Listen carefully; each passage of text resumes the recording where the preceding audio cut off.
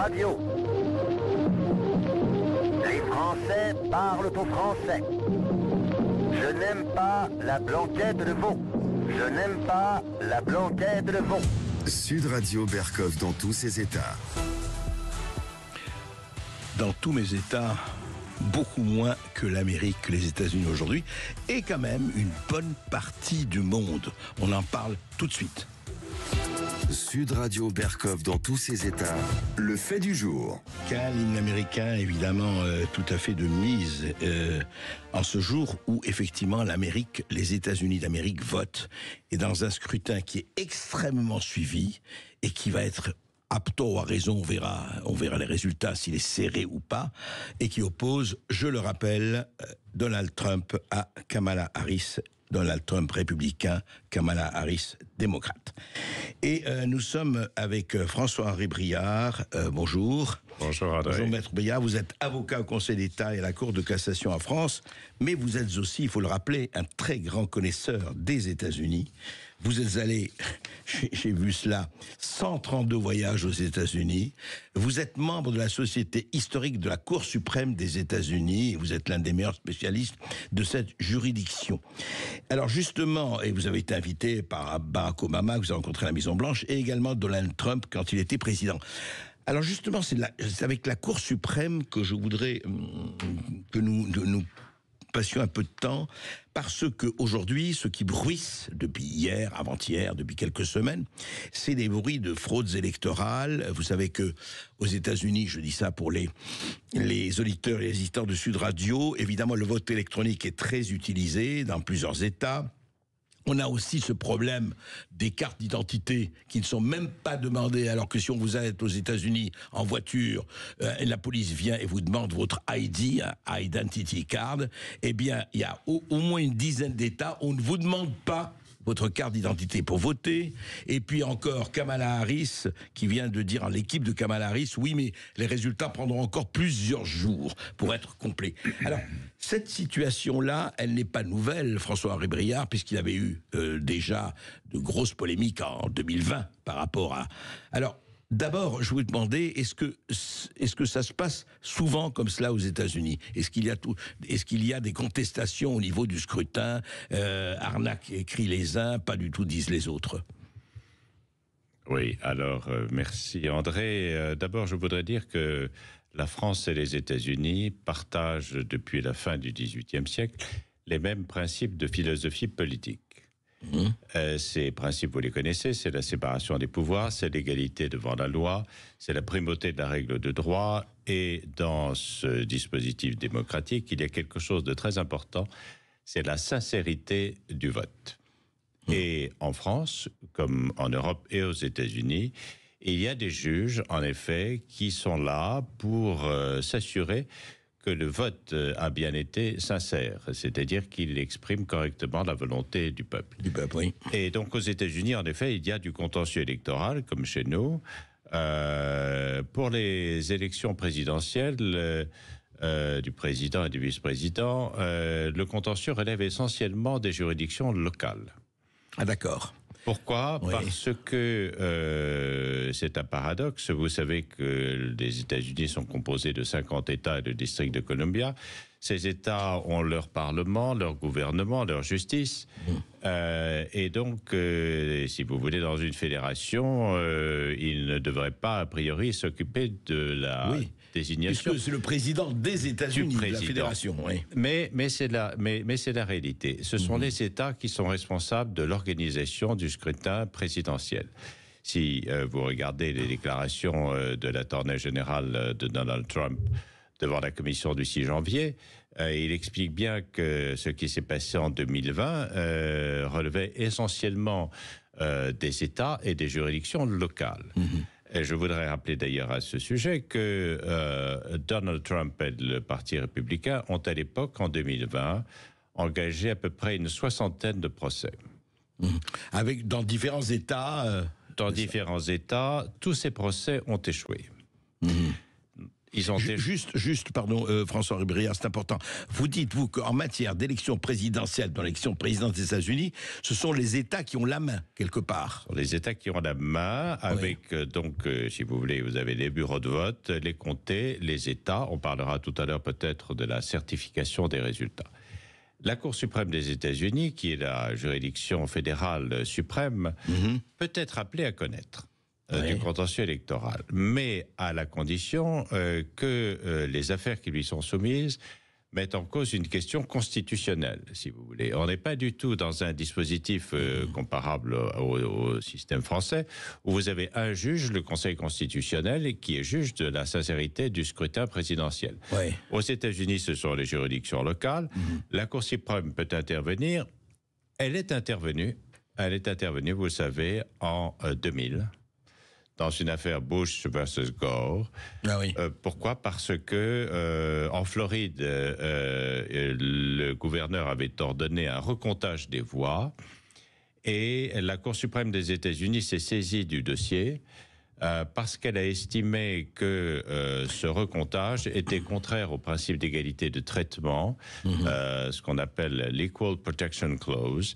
Et là, effectivement, elle est intervenue. Et elle a fait la décision, elle a fait l'élection. Le juge Antonin Scalia, qui a été un grand ami et qui a été mon mentor pendant 25 ans, et qui était rapporteur de ce dossier, a estimé qu'il fallait interrompre le comptage des voix. Et cette interruption a permis la proclamation de Bush comme président. Si le recomptage avait été effectué, c'était Al Gore qui était président. Donc là, effectivement, en 2020, la Cour suprême a eu un rôle décisif. Donc elle peut l'avoir à nouveau ou pas ? C'est une chose qui peut arriver. C'est une chose qui peut arriver, notamment s'il y a une difficulté dans un État avec un écart de voix très faible. Alors, je vous signale que la Cour a déjà rendu ces derniers jours 2 décisions. Oui. 2 affaires, Bills et Cancer, et elle a notamment suspendu la réinscription de 1600 personnes en Virginie. Donc, elle peut intervenir, mais vous savez que la Cour suprême admet les affaires, j'allais dire, au compte-gouttes. Et elle est très vigilante, bien sûr, mais elle ne souhaite pas non plus être mêlée, si vous voulez, au débat électoral. La Cour suprême n'est pas politique, ce sont des juges. On y reviendra peut-être tout à l'heure. Non, tout à fait. Mais c'est important ce que vous dites. C'est-à-dire que la Cour suprême ne peut pas dire, attendez, si elle est saisie par tel ou tel plaignant, tel ou tel parti, en disant, écoutez, là, il y a eu véritablement dans tel ou tel État, il faut qu'il se réfère à l'État et se plaindre auprès de l'État et non pas auprès de la Cour suprême. A priori, oui. A priori, c'est un contentieux local.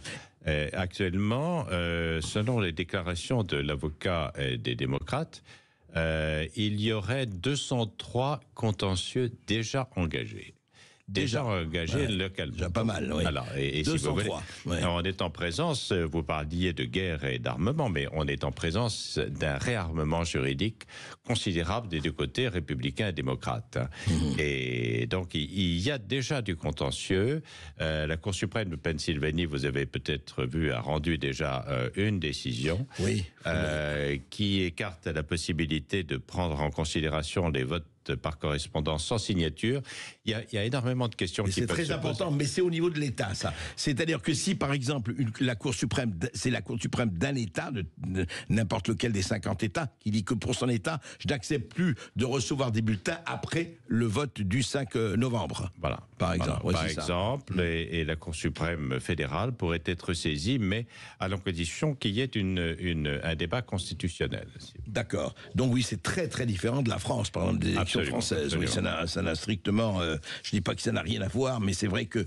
Et le fait de parler et le fait d'avoir l'accent, comme on l'a eu en 2020, sur les fraudes électorales, parce qu'on sent, et c'est assez normal, le débat monte, le ton monte, etc. Les enjeux sont énormes. Est-ce que vous pensez, vous, qu'on va, ça encore une fois prédire, François-Henri Briard, mais est-ce que ces contestations-là, à supposer, quel que soit le résultat que nous aurons peut-être demain matin, peut-être plus tard, vous pensez que l'Amérique que vous connaissez très bien et ô combien, on sera dans les semaines à venir sur une tension quand même qui restera très forte? Vous pensez que ça va s'apaiser très vite, à votre avis? Alors, je pense que tout va dépendre de l'écart de voix. va dépendre de l'écart de voix et de la situation dans des États très sensibles comme la Pennsylvanie. Vous savez, on dit que celui qui a la Pennsylvanie a la présidence. Ouais. C'est les 19 grands électeurs de Pennsylvanie ont, voilà... Alors qu'ils sont moins importants que ceux de la Californie, par exemple. Voilà, Oui. mais vous avez vu que tout se concentre sur la Pennsylvanie, qui est vraiment l'arène de combat ultime.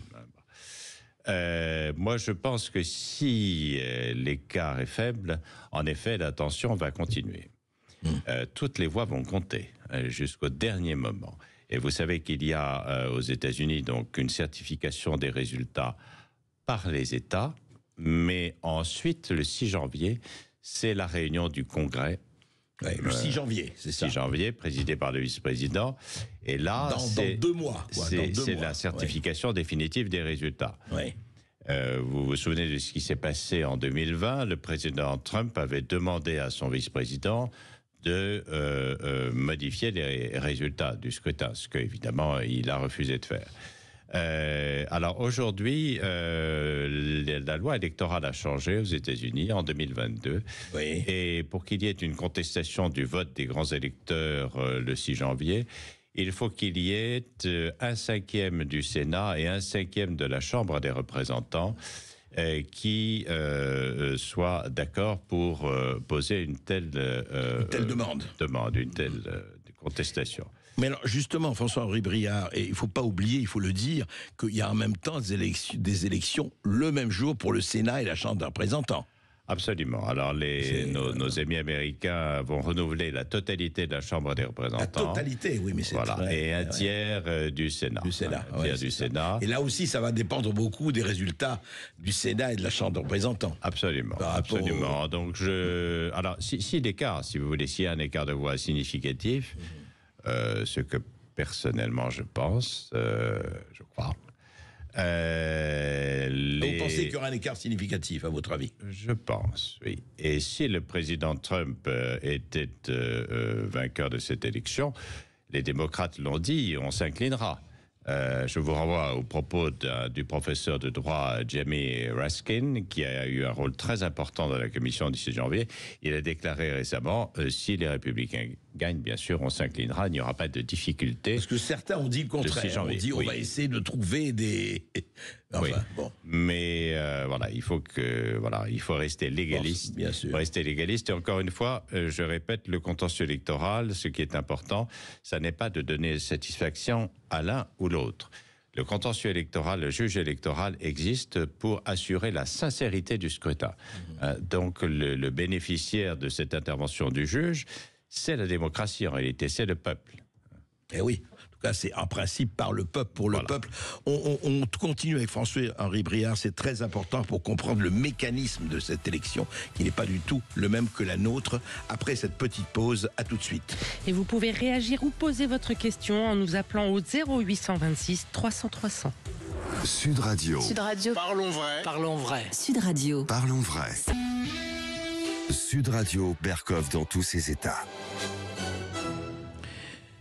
Dans tous mes États, effectivement, élection américaine, il y a de quoi être dans tous ces États, et nous sommes toujours avec François-Henri Briard, avocat au Conseil d'État et à la Cour de cassation en France, un des meilleurs spécialistes de la Cour suprême des États-Unis et de la juridiction américaine.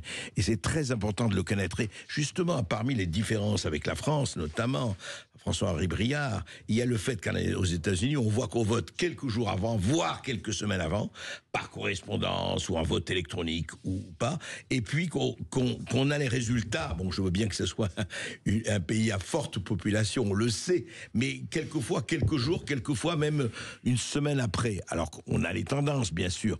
Comment vous expliquez cette espèce de... D'abord, c'est surtout le vote préélectoral. Comment ça se fait qu'on n'a pas un jour, on vote et voilà. Oui, alors le système électoral américain, vous savez, André, est le fruit de l'histoire.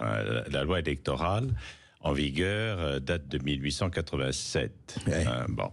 Et ce système électoral est unique au monde, en effet. C'est une élection au suffrage universel indirect, donc l'élection de grands électeurs, Ça, oui. avec le vote par correspondance que nous avons supprimé en France depuis 1975. À juste titre, à votre avis, non? Mais oui, parce que c'est l'occasion de toutes les fraudes, évidemment, et le vote anticipé. Et je disais à l'instant qu'au 3 novembre, 75 millions d'Américains ont déjà voté, ont déjà déposé leur bulletin dans l'urne. Alors, de plus, c'est un système électoral qui est, vous le savez, qui donne lieu à des votes multiples. Quand on vote aux États-Unis, on vote pour le président et le vice-président, mais on vote aussi pour des questions tout à fait locales. En même temps. En même temps, ouais. bien sûr. Et on vote aussi pour désigner un représentant, un tiers du Sénat, je l'ai dit. Donc les bulletins de vote sont des papiers considérables, si vous voulez. Donc tout ça est compliqué. De plus, c'est une opération qui se déroule, je le rappelle quand même, sur un territoire qui représente donc 20 fois la superficie de la France, 244 millions d'électeurs, ouais, 100 000 bureaux de vote. Voilà, c'est une opération considérable. Et la question du recomptage, effectivement, qui peut se produire, que certains États imposent quand l'écart de voix est inférieur à 0,5%. Voilà, donc nos amis américains ont des habitudes différentes et plus complexes que les nôtres, je pense. Oui, c'est le moins qu'on puisse dire, c'est intéressant. Ouais. Et puis rappeler que ce sont les États qui ont la main là-dessus et qui ont toute liberté de manœuvre pour faire ce qu'il y a à faire. Ce sont les États qui ont la responsabilité de ces opérations électorales. Ils ont la responsabilité de la certification des grands électeurs. Et tout ça remonte ensuite, vous le savez, bien sûr, à Washington, et avec la certification finale du 6 janvier. Du 6 janvier. Alors, je crois que nous avons une auditrice, nous avons Christine qui nous appelle. Non? Oui, d'accord. Ah oui, pardon. Je confonds. Je confonds avec après. D'accord, très bien. Alors, François-Henri Briard, ce qui vous paraît effectivement par rapport au climat dans lequel on vit aujourd'hui, est-ce que vous avez parlé effectivement de l'écart, quel sera l'écart, on n'en sait rien, mais on verra. Mais en revanche, donc, pour revenir à la Cour suprême, est-ce que la Cour suprême, au fond, vous dites très bien, elle n'est pas l'arbitre du vote? Est-ce qu'elle est, en revanche, un enjeu de l'élection présidentielle, puisque on sait que, et corrigez-moi si je me trompe, tous les juges de la Cour suprême sont nommés par le président des États-Unis, c'est bien ça? Absolument. Alors, la Constitution de 1787 a institué aux États-Unis un pouvoir judiciaire, avec une Cour suprême qui est composée de 9 membres. Et en effet, la désignation de ces membres par le président des États-Unis est un enjeu. Je rappelle que le président Trump a désigné 3 membres, que nous connaissons bien d'ailleurs. Vous avez rencontré avec moi à Washington Amy Coney Barrett, donc voilà. Et effectivement, compte tenu au regard du pouvoir de ces juges, c'est un enjeu considérable. On dirait que c'est le ministère de Justice, la Cour suprême. Pourrait-on dire que c'est le 3e pouvoir aux États-Unis? Ah, c'est un pouvoir, oui, ça c'est certainement un pouvoir. Et je voudrais quand même dire à ce sujet que 30 années de fréquentation de la Cour suprême m'ont enseigné que ces juges ne font pas de politique. Et il est important de ne pas les classer dans un camp progressiste ou conservateur. Ouais. C'est pas parce qu'ils ont été nommés par exemple par Trump ou avant par Bush ou Obama ou autre. Mais bien sûr, ce sont des gens qui font du droit. Et John Roberts, le Chief Justice des États-Unis, le président de la Cour suprême, que je connais bien, qui a été nommé par le président Bush, a manifesté à de nombreuses reprises son indépendance. Il a voté dans des affaires où c'était plutôt le camp démocrate, si vous voulez, qui l'emportait dans les appréciations. Et ce sont des juges indépendants qui font du droit. Je vous renvoie à l'excellent livre de mon ami Stephen Breyer, La Cour suprême au péril de la politique. Et Stephen Breyer, qui est regardé à juste titre comme ayant des opinions démocrates, explique qu'il est très important de séparer le droit de la politique. Ouais. Et le droit de la politique, effectivement, et on aimerait que ce soit un peu partout comme ça, de ce point de vue-là. Donc, écoutez, qui votera verra, nous le saurons, je pense, dans quelques heures, ou peut-être dans 2 jours, mais enfin plutôt dans quelques heures. Merci François-Henri Briard. Merci André.